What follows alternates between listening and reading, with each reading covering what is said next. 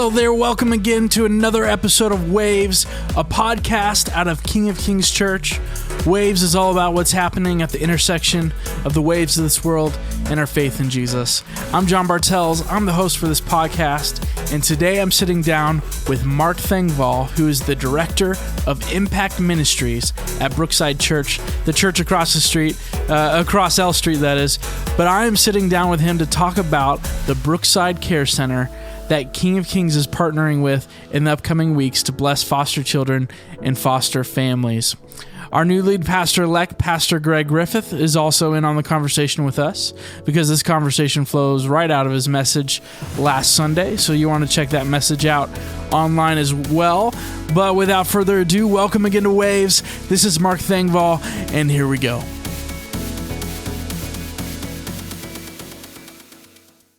Mark Thengvall, thank you so much for being on the podcast today. We also have our lead pastor-elect, Pastor Greg Griffith, in the house. So welcome, guys. I really appreciate you being on the podcast. Thanks. Glad to be here. Thanks. Good to be here. So, Mark, can you tell us a little bit about your story and your life and ministry at Brookside? You're the director of Impact Ministries at Brookside, which is a very cool title. Can you paint a picture for us what your ministry looks like today? Yes, actually, I've attended Brookside Church for about 20 years, but just came on staff in January. So I'm new to the staff role. Yeah. I'm more familiar with my life over the last couple decades of being just a real active lay leader and volunteer with the church. In my staff role, I'm helping to support and oversee both the local outreach kind of ministries we do right here in Omaha, as well as international missions partnerships for Brookside. And but in terms of what I've been involved with related to this topic of foster care and adoption and even the tie-in with the clothing care center that Brookside has now, I've got some personal background on that too. Everything from 17 years ago, had some friends that got involved with something called Royal Family Kids Camp. Yeah. And Royal Family Kids Camp is a national nonprofit organization that empowers local churches to put on a 1-week summer camp for kids in the foster care system. And so 17 years ago, had some friends that said, "Hey, we're passionate about this stuff, and can you help us join this? Start this new thing in Omaha?" And it was already happening in a couple other places in Nebraska at the time, and many places across the country. But Omaha did not have a summer camp for foster kids. That was a faith-based camp called Royal Family. And so we jumped in, and one thing led to another, and we just celebrated our 16th year of camp this summer.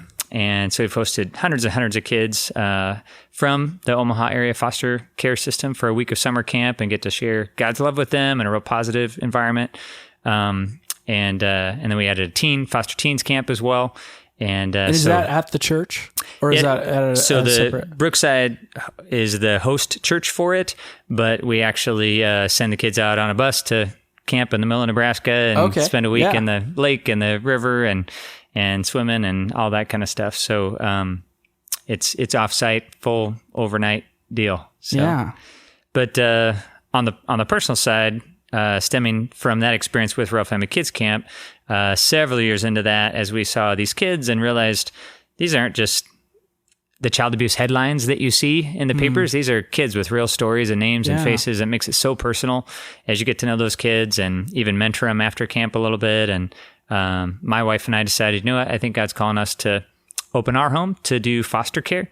And so we started that journey 7 or 8 years ago now, and have fostered a number of different kids and have had the opportunity now to become a permanent home and family for 2 of those. So we've adopted two kids, which are 6 and 3 years old now.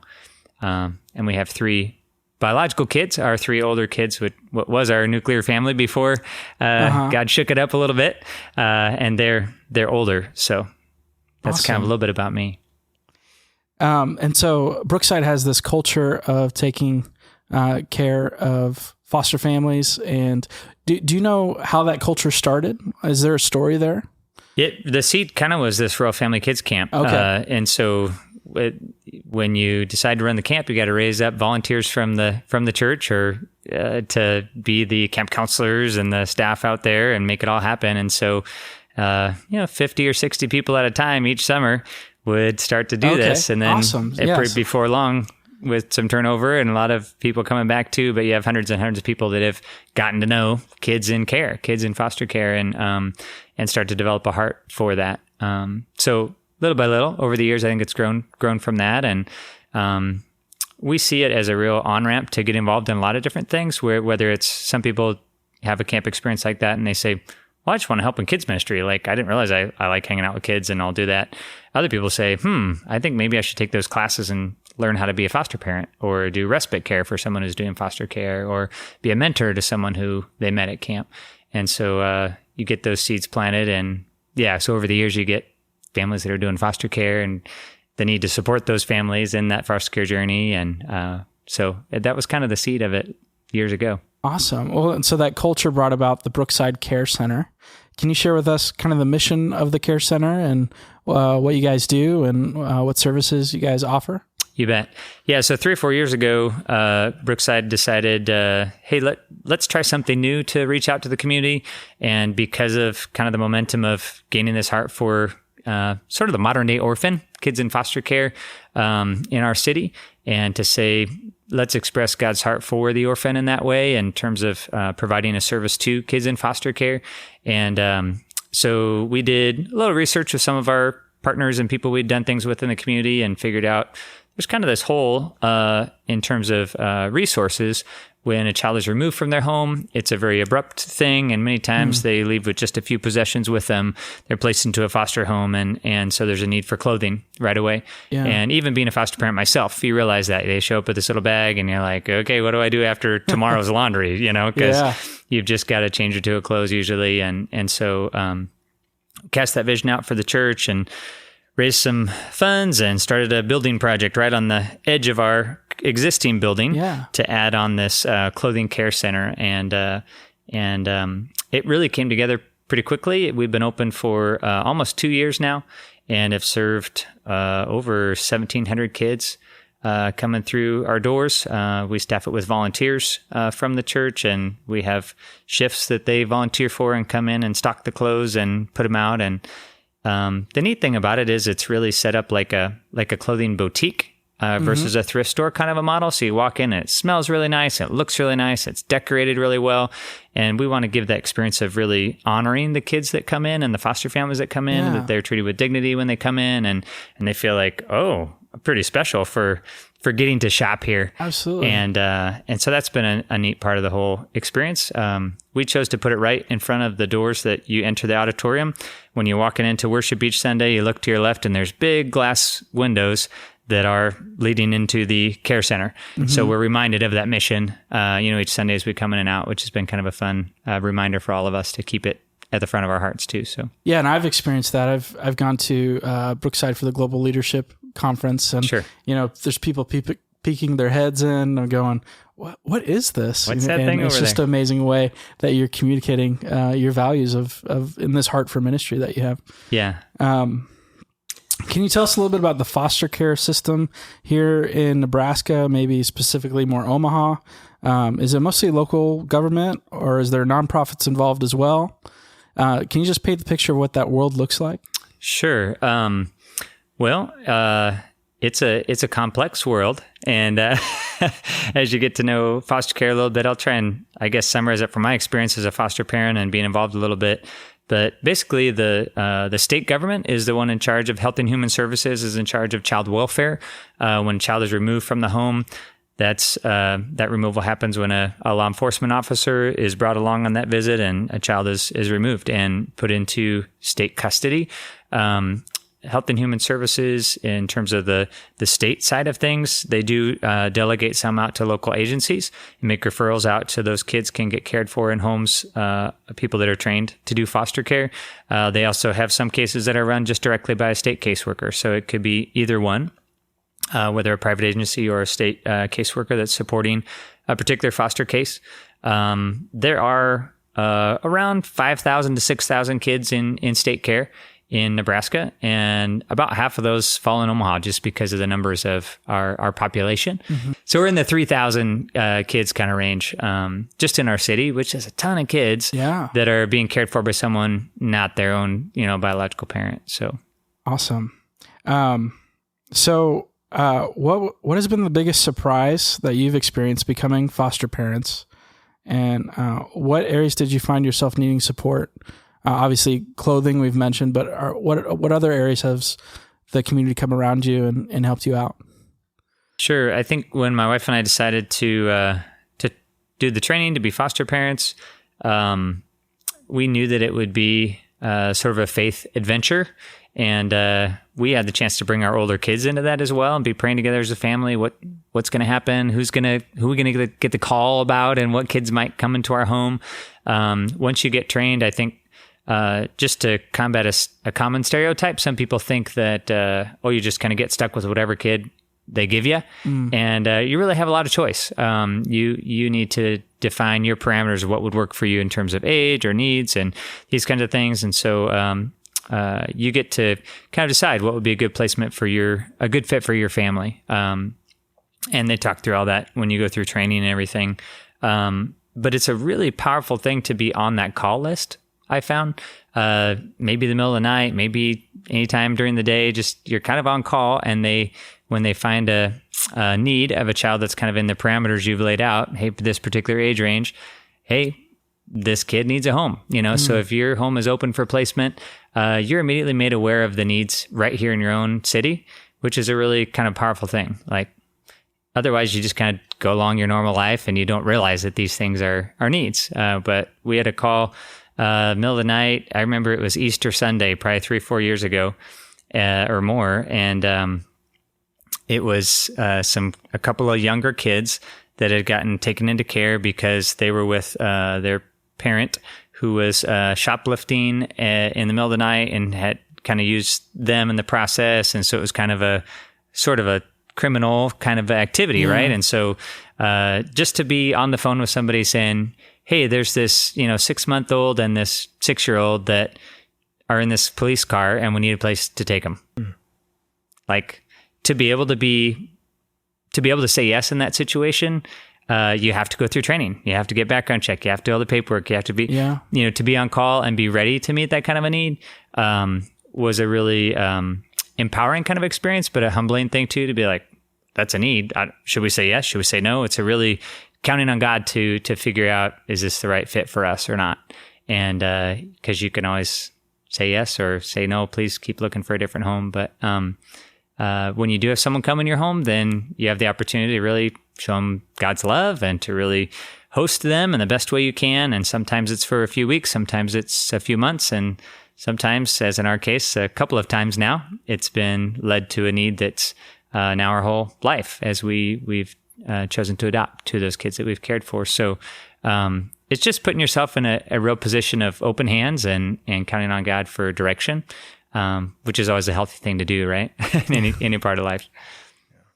Yeah, it's a real blessing. The reason this is really near and dear to me is quite a few reasons. I'm adopted, and so every day I kind of look back and think how grateful I am for my parents and their willingness to open a home and say yes to. They didn't know anything about me as a little kid. But also my cousin was an older child. He was 8 and placed with my aunt and uncle as a foster child. And they went on later on to adopt him. And, I think about even too what it was like. I still remember our first time meeting my cousin because they had a family gathering and he was going to be there. And, at first you're kind of nervous, like, what do I say? How do I, but then you realize they're kids, they're like everyone else, just needing to be loved and cared for, and seeing that just open hearts and open arms of a family that says, we love you, no matter what circumstance you're coming out. And so it is, I think there's a lot of, you're right. Absolutely. There's empowerment, but I think also on the other side, from my perspective, there's just looking back saying, wow, God really did more for me than I even realized, at the time. And which is really, really a neat thing. Mm-hmm. Yeah. I always talk, to people that are considering doing foster care or considering adopting, and they'll say, well, I don't know, what do you recommend, or how does it go? And, I always try and tell them, honestly, it's not an easy road. Like there are a lot of challenges with it, but it will put you in a place of dependence on God, where you're going to learn and you're going to grow and you're going to be a different person because of it too.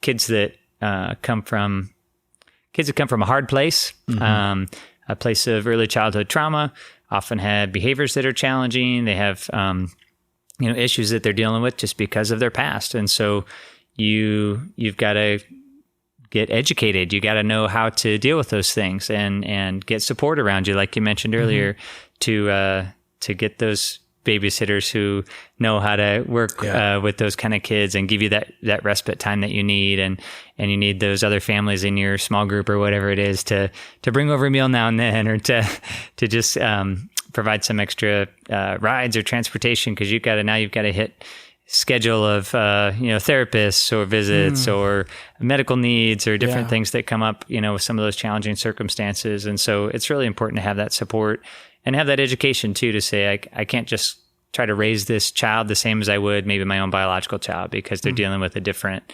hardships in early trauma in their life. And so we've gotten really into, there's a conference called Empowered to Connect that talks a lot about, or a website, empoweredtoconnect.org, that talks about how do you work with kids that come from a hard place, kids that come from that kind of background. And sadly, you see some families jump in and like, oh, great, we're just going to take on, 4 brand new kids out of, and it just is really hard, and it's wrecked them to just dive in kind of uneducated, maybe not supported enough, or maybe it was just a really hard case and it's just can be hard. But then on the other side, there's these great stories too, right? Of God's done some amazing things, and look at how this child grew from this really hard place into these great things that God's accomplishing in their lives. And so, like anything, there's the good and the bad and the difficult, but it's not something to just enter into on a whim. I think you need to feel called by God that this is what He has for you. Yeah, I think you bring up a really interesting point of helping others to see that there are opportunities to come around. Because while the government takes care of placing the children, once those children are placed, all the other stuff is not taken care of, the meals and the education. I know for me, when I was adopted, it was in the 70s, but my parents, I was supposed to be born in October. I was born in August. My mom was at work, got a phone call, said, your baby's here. So she, went and brought me home, and she had to go to work the next day, right? There's no paternity leave for adopted parents, right? And I don't know that there is still even today. I'm not sure. But just having that support system. And I think it's really important for those of us that are saying, I'm not in a position to foster or maybe adopt, but to look around and say, I do know that there are people who are doing this. How can I help? Right. And sometimes it's not even just asking, but just coming and offering and saying, hey, can I, foster? This is why I love when I heard about what you guys are doing at Brookside. I thought this is really huge, because, these families are wanting to help, but it comes at a significant cost that sometimes they just need someone else to come alongside and say, we can do that as well and help you. Yeah, just yesterday at the care center, opened up for a 17-year-old young man who's a in foster care, and his foster mom brought him, and they just needed some clothes for an interview, a job interview. He was wanting to work at Home Depot down the way, and knew he needed to. He said, "Well, it said on there I should dress business casual, and I don't have any of that, And so to be able to pick out some clothes, and he tried them on and got them fit, and he walked out the door like, okay, I think I can go do this interview, which seems like a little thing, but you or I would just go shopping with our kid and say, great, go to that interview, and here's some new clothes for you, And without the resources to do that, and to be able to say, okay, come in here, you have a great experience, and get outfitted for what you need. Whether it's job interview or I got to go to school and I only have one outfit, and I don't want to be the kid that wears the green shirt every single day, because they get a stigma for that, Yeah. Well, I should have mentioned this earlier, but King of Kings is partnering with Brookside to donate new or like new clothing to the Brookside Care Center. And that's going from now until August 18th. So we're really excited to partner with you in that, and just excited for what God is going to do through it. So we're thrilled for the partnership. The leadership of the care center, we were kind of talking together, just our lay volunteer leaders, and saying, how are we going to get more clothes in here? Kind of our racks are kind of getting kind of sparse as we've grown and more kids are coming in. And it's one thing for us to say to people at Brookside, hey, bring clothes. And they do. And that's been great. We were saying maybe there's other churches in the community that would be willing to kind of share this with their people. And, literally a week or two later, Laura from King of Kings called Brookside and said, we're wanting to do this thing and wonder if you'd allow us to help give some clothes to the care center. And we said, an answer to prayer that God's providing in that way. And what a neat partnership. We're about the Big C church, right, of Omaha. And this isn't a Brookside thing. It's a kingdom thing. Yeah. And when people walk in the doors there, they know you guys you do this because you love Jesus, and that means something. Right. And so it's great. We really love the partnership. Yeah, as the listeners will know, I've only been here for 4 days now. I'm from Michigan. So, but I always have had the philosophy that, and I know Brookside, from what I'm hearing and what I've seen, are doing amazing things. And I know King of Kings is doing amazing things. And on our own, I think everyone will do wonderful things. But man, together, when we become the true church, and just kind of say, let's walk together for the kingdom and reach people with the love of Jesus, doing anything, we will do what I believe the scripture says, which is immeasurably more than any one of us can imagine. And so I'm really, really excited. My question would be, as those who've moved too, this is a perfect time for our family. We're purging, figuring out, and kind of going, this is great. And also having some new stuff that we're going, okay, we are those that we look through some closets and see, gosh, we haven't worn these clothes, or our kids haven't worn these clothes, and tags are still on them. Mm-hmm. As we enter into winter or anything, what are the biggest clothing needs that are there right now? Or is it just anything? Yeah, a couple different things. We take all sizes from infant up to adult sizes, because the teens that come in need those adult sizes. We always give away the new and like new, some of the nice used clothes of any ages, but with socks and underwear and pajamas, we only do new. And we want that to be special for them to, of course, have new of those. So that's always a need, and that's something that if it's not donated, then we need to figure out funding to how do we go purchase these things so they're available in the store. So heading into winter, of course, the seasons change, and we get an influx again of foster parents and parents that come in and say, okay, we need long pants now, we need long sleeve stuff. And we get a lot of our clients, our guests that come in are in that 4T, 5T, kind of older toddler and young kid range. That's kind of our sweet spot, and that's what we run out of the fastest. So usually when people ask, look for that 4-6 kind of 4T, 5T, and then kind of those youth sizes, that 4 to 6, 6 to 8, 10 to 12 kind of range. But we do take donations from anywhere, and we're open all Sunday morning. We have drop boxes by the care center, so even if you're just attending King of Kings and swing over there and drop something in the box, you can do that. Or anytime office hours during the week, Monday to Friday, 9 to 5 kind of thing, you can drop off stuff at the office stores at Brookside as well. We've shied away from the parking lot drop off because you just get a lot of stuff that's not clothes that gets laid there. So we have to do it inside the building collection, but that can happen on Sundays or during the week during business hours too. So, what do the kids experience when they walk into the store? Do you see them, run around looking for what they like, or do they just kind of pause, or what? Obviously, there's probably many different reactions, but what is that like? Sure. When kids come into the care center, we have our volunteer team that's ready to receive them and kind of befriend them. And that's a part of our philosophy is we want them to have a great experience in the store. So as they come in, they're greeted with a smile. They're asking for their name and what they like. And so they kind of get a little tour guide in the store with our volunteer crew. And they're so excited when guests come in to help them. We have a little toy and book area. We have a little movie area on the side in case they're little and don't really want to shop, but they just need to hang out while a caregiver picks out clothing for them.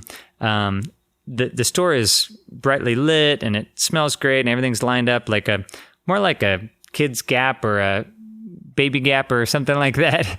But there's a big colorful mural on the wall and just a real warm atmosphere, some little furniture to sit on, that kind of stuff. And so I love seeing them come in and just kind of take it in and go, oh, wow, what is this place? And we talk with whoever's shopping about, here's the kinds of items we have and how to go through the process and just walk them through that. So it's a neat experience. We have a back room where we're sorting and washing and hanging and folding and getting stuff ready to come out, but they don't see any of that. They just come into the nice, sort of the retail side, if you will.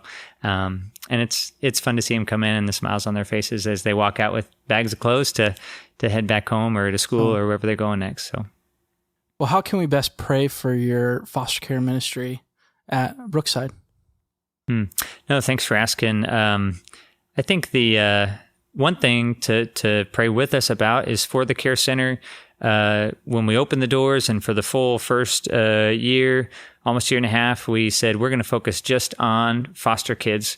And they're kind of registered in the system and that's who comes in to shop. But we realized that we have a little more opportunity and capacity now that we've kind of got our routine down. And so we've started reaching out to local schools as well to have them refer under-resourced families to us through their school counselors network. So that's something new that I love prayers for, that we've already found open doors of, opportunity to walk in and talk with school counselors and get them coming in and seeing the center and giving out referral coupons for those families to come in. And we would love to see that be another way that sort of that public sector feels the church, right? Certainly with Health and Human Services, foster kids come in, wow, okay, the church is doing that. But if we can also continue to open this door wider to these schools and have school counselors and families just from normal public schools right around town to be able to come in and experience that as well. We want to grow in that area. We've even had conversations with Children's Hospital called us, a couple months ago of, hey, would you come talk with our social workers and what does that look like? And how could kids that are medically fragile and under-resourced families kind of come and maybe benefit? And so we just don't know how far this is going to get. Yeah. Like you said, Pastor Greg there, immeasurably more than you can ask or imagine. And that would be, I think, the prayer for even just that care center ministry. What kind of a light can that be in the city and a representation of God's goodness and his provision and sharing the gospel with people that walk in the doors. So. Yeah, I think one thing really important is to understand that, prayer isn't our last resort. It's our first response. So that is what anyone can do. And we're called to do. But I also think I'm hoping out of this that anyone listening and maybe even just around the country and the world would know it really is a lot easier than we think to be able to help these families. It doesn't mean you have to necessarily say, I'll get trained, and maybe that's just not where you're at in your life. But there is ways to find, and whether it's through a local church who has said we're going to do this, or even just calling up a school and saying, I know you have underprivileged kids. How can I help? Everyone's just... no one's going to say, you know what, we're good. They're going to say, here's what it is. And so it really is easy to be the hands, feet, and the heart of Jesus, and come alongside. And that's going to change. That's going to change lives. It's going to transform lives. It's going to make people see the love of Jesus in simple ways. So I'm really, really thankful for this. There's another program as well that's growing in Omaha and in Nebraska, which is called Families Together. And it is a model of training people in the church to sort of be a foster family before the state intervenes in a life. And so it's it's a program that trains people at a local church to be ready to receive be a host family for like a single mom in crisis whose kids need a place temporarily. So we get calls from moms who need to go in for an emergency kind of a surgery, an operation, or some kind of an overnight hospital visit for a couple of days. They don't have anyone safe to leave their kids with because they just don't have that network. But they don't want their kids to become wards of the state either. And so talking about a spectrum of options, all the way from foster care, all the way from praying for someone to taking a meal to giving clothes to actually trying to be a foster parent. A program like Families Together is run by a group called Christian Heritage, which is a foster and adoption agency in Nebraska, but they head up the Families Together program, and they train churches to have people host these kids in need. So could you host them for 10 days to 30 days? But the outcome is always reunification with that mom. Yeah. She's in crisis and just for a little while has to get homelessness settled or substance abuse treatment or, a medical need or something. And so these families it's kind of just a easier on-ramp than, doing foster care for the state. You have really weekly training classes for a couple of months. And you have a lot of paperwork and that kind of stuff. And with Families Together, it's a little more of a faith-based program inside the church to say, hey, we'll train you to be ready for a little short-term care kind of thing. And we've seen people kind of get their feet wet with Families Together and then explore other options of adoption or foster care or something longer term. It's just a nice short-term faith-based being the church to local, moms in crisis. Yeah. Do you have any other encouragement for any of our listeners who may be discerning a potential call to be foster parents? I guess I'd share, when my wife and I first started talking about it, we were looking at it sort of logically, like, well, are our kids at a good age to do this? Or, are we at a good stage of life? Do we have time? And so on. And one day my wife was reading in her personal, scripture reading time, and she came across the parable of the rich young ruler, and not the parable, the encounter that Jesus had with the rich young ruler, and he said to him, "Hey, you need to give up your wealth, right? This is the thing you value most. If you're going to follow me, you need to give that up." And my wife at the time said, "I really felt like Jesus was saying to me, your wealth is your family." What you as a mom value most highly is your family and your kids and your home, and you're investing in that so much and you're holding that so tightly. And I want you to open your hands and share that. I want you to give that up for me. And so we were just looking for a ministry to do right at home. And you don't always have to go out and volunteer at the mission. That's a great thing too. But you may be called to do a ministry right in your home. And you may need to sort of lay that on the altar and say, okay, Lord, I trust you with what I value very highly, which is my kids and my family. And so to add someone into that and accept this other child and try and raise them in that, it changes the environment of your home. You learn a lot through it, but it's really kind of giving it over to him. So again, that calling is what I look for when people say, well, maybe I should do this. I say, you need to have that conviction that he's calling you to do that, and therefore he's going to empower you to do it, and he's going to help you through it. So, awesome. So, being foster parents, what has God shown you about Himself in that experience? And do you just have any wisdom that you've gained from taking care of these kids? I think it just reinforces that idea that all people matter to God, and that He cares for each one so deeply and more than I ever could or ever will. It's been an eye-opening thing to get to know a little bit, even the biological parents of my two adopted kids.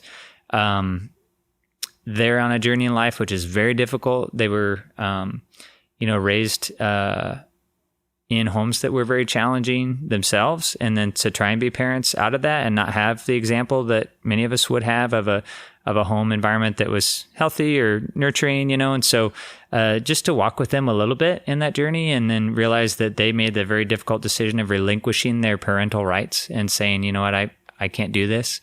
And just knowing that God has such a huge heart for them, let alone the kids that I've now adopted, right? And so it opens your eyes to a new part of our community that you maybe haven't been involved with before, and opens your eyes to God's heart for each one, and their life circumstances, and how He wants to bring light and truth to them as well. So it's not, I guess it gets you out of your little isolation bubble sometimes, to get involved with the lives that are a little messier than we're maybe used to, right? Yeah. And but realize all the same that God's heart for them is so huge, and we can make an impact just by showing His love to them as well. Are there any limitations of sharing your faith with your foster kids, or is it kind of open? Does the government restrict you in any way?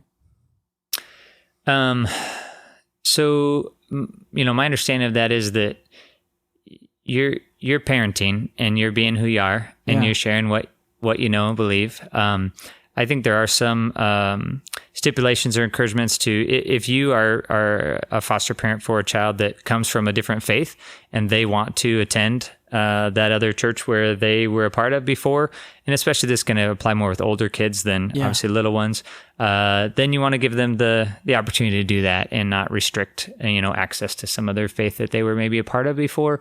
But I just look at it as it's life on life evangelism. You get the opportunity to live who you are and share who you are, and they're going to be a part of your family. So you're praying as a family, and they can join in with that, and you're having conversations with your kids about life and faith, and they're going to be a part of that too. And so you are sharing who you are in the midst of that. And depending on kind of how you get trained and what foster care agencies you look at and stuff, a group like Christian Heritage here in Nebraska is a group that is a faith-based foster care agency. So they really sort of specialize in supporting families that are believers that want to do this as a part of living out their faith. And so, you may want to look at an organization like that where you feel like, oh no, I'm supported by people who are on the same page as me. So I would say, a high percentage of the time, it's not at all an issue. There may be some circumstances where you'd need to allow, access to things. And, the goal of the foster care placement by the state's standards is reunification. Like what they're trying to do is get the parents to a healthy place where they can be back with mom and dad, which is a healthy thing for kids to be back with biological mom and dad. When that doesn't work out and there's parents relinquish their rights or their rights are terminated, then that's when it leads toward adoption. So when you go into the foster care world, you want to go in with open hands saying, hey, Lord, I'll pray that this can be reunification and that there can be health and healing there and this family can be back together again. You don't want to go in thinking, well, I want to adopt. So I'm going to do everything I can to make this happen to be an adoption. Like that's not a healthy, perspective to go in with. And so, you just have to go in saying, hey, the goal is reunification until the case changes otherwise. And, so that's a journey, to be on and just be open-handed. And Lord, however this goes, I can help a family get healthy again and send their kids back home with them, or I can be here and possibly available for a longer term, adoption or, a different life course. So, and I think it's important too to remember when you're in that foster situation of helping, not only is a child going to be thankful for you when they realize everything, if they do, but that parent, my wife and I were in a parenting class through a community ed in Michigan, and one of the people in the class, her son was in the foster care system, and she talked oftentimes how thankful she was for the family that was caring for her son while she got well. And was able to get her son back, and that's a reminder that there's that parent too who's just thankful that you're providing a safe, warm home until they can get their child back, and what a blessing that is. Well, I'll open it up to both of you. Do you have any encouragement to any of our listeners who may be foster parents who, are living the daily life of what that means? And I'll just open it up. Any kind of encouragement? Well, I'll go with just on the adopted side. I think the encouragement I have would simply be, that one, as an adopted child, my parents are my parents. And, I don't differentiate and say I have biological parents and I have adopted parents. I have parents. And two, that it's not for me, and I think most adoptees, that it is not anything that I have shame or anything that I kind of say, oh, that's not something I want to talk about. It's actually something I love to talk about. And I also, coming from my side, and I know that it's a choice that every family has to make. My parents were always open from day one that I knew I was adopted. It was never a secret, from them. So it was, and they never had the fear of, well, what if he asks questions? Actually, they encouraged those and were able to always answer them in their way. And they were able to say, we'll do whatever you need to do. And so I think one of the things that I would always encourage is, if you're journeying down this road or you meet someone, to just continue to realize that they're probably thankful for their adopted parents. I'm sure they are, and that also it's something that they're open to talk about, because it's probably something that they've just known and lived, and they've never known anything different. And so just be open to those conversations, and if you're heading into it, have the conversation too of, and know ahead of time, right? Are you gonna share that or not? And that is something that every parent, I think, has to make their own decision. I'm thankful that my parents always were open about it, because it was something that then, we never hit that hurdle of, I found out and you never told me. So for me, I always think openness and honesty, transparency is the best way. 'Cause at the end of the day, it's about love anyways, right? Yeah, no, I really agree with that 100%. And, with one of my daughters, it would be obvious right away, because she's African-American and I'm not. So she'd be putting two and two together pretty quickly. But no, I think having that road of honesty with an adoptee is absolutely the way to go. And I think just in terms of an open encouragement to anyone who's fostering or has adopted, just to say that,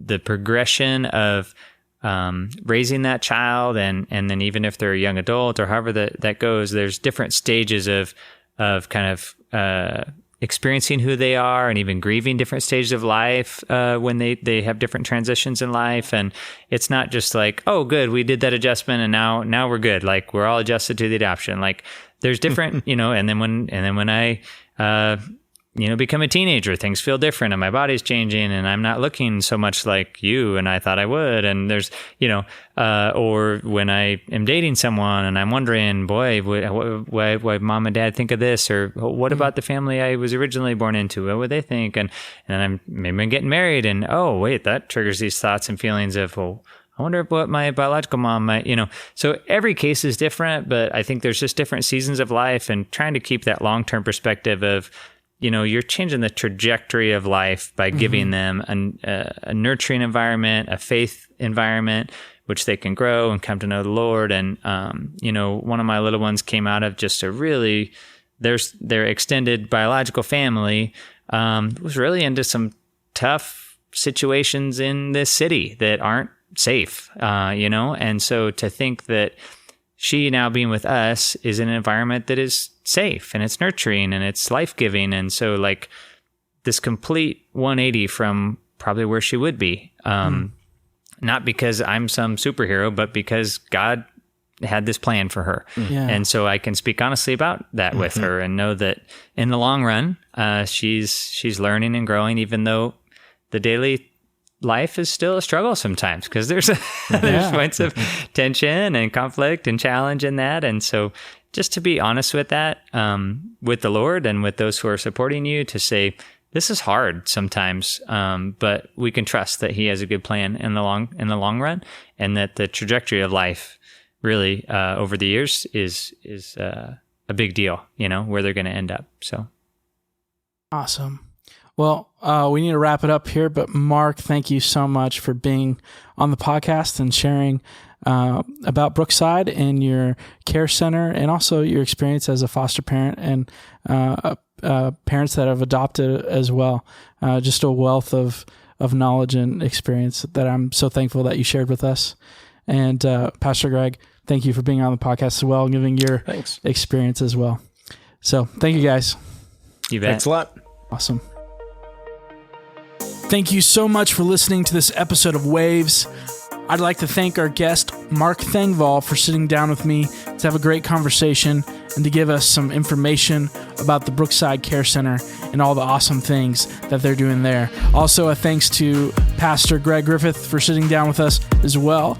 Like I said earlier, we are partnering with Brookside Care Center, donating new and like-new clothing.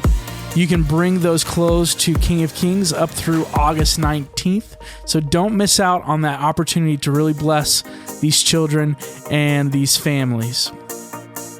This Sunday is the last Sunday in the It's Personal series, so you want to make sure you listen to that message online or in person at King of Kings because it's going to be a good one.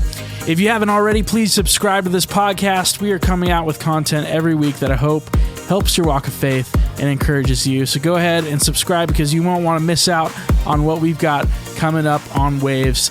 And if you like the podcast, please leave a review on iTunes. Let us know what you like and what you think.